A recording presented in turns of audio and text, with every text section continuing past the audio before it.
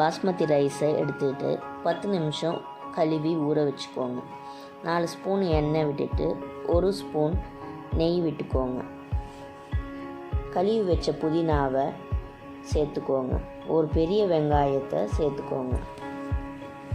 7 முந்திரியை சேர்த்துக்கோங்க. இதிலே பச்சை மிளகாவை உடைச்சி சேர்த்துக்கோங்க. 1/2 ஸ்பூன் இஞ்சி பூண்டு விழுது சேர்த்துக்கோங்க. பட்டை, லவங்கம், கிராம்பு சேர்த்துக்கோங்க. இது எல்லாத்தையும் கலந்து ஸ்டவ்வில் ஏற்றிட்டு 10 நிமிஷம் மீடியம் ஃப்ளேமில் நல்லா வதக்கிக்கோங்க.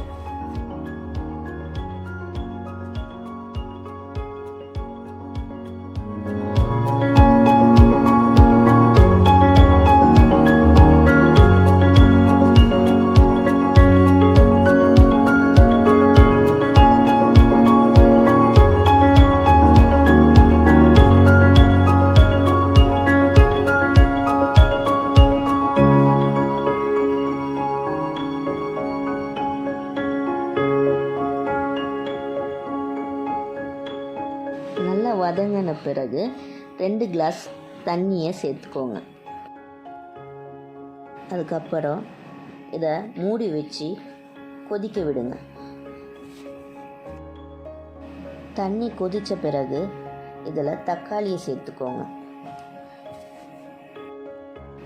தேவையான அளவு உப்பு சேர்த்துக்கோங்க. இது நல்லா கலந்து விட்டுட்டு இப்போது அரிசியை சேர்த்துக்கலாம்.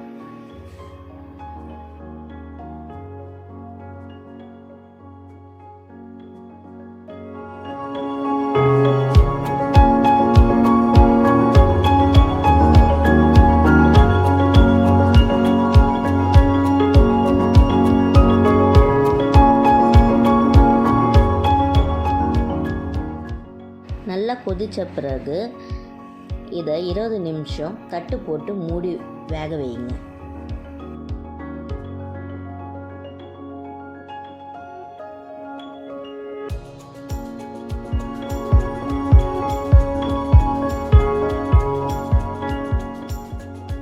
இருபது நிமிஷம் கழித்து நம்மளோட கீ ரைஸ் மணக்க ரெடி ஆகிட்டு.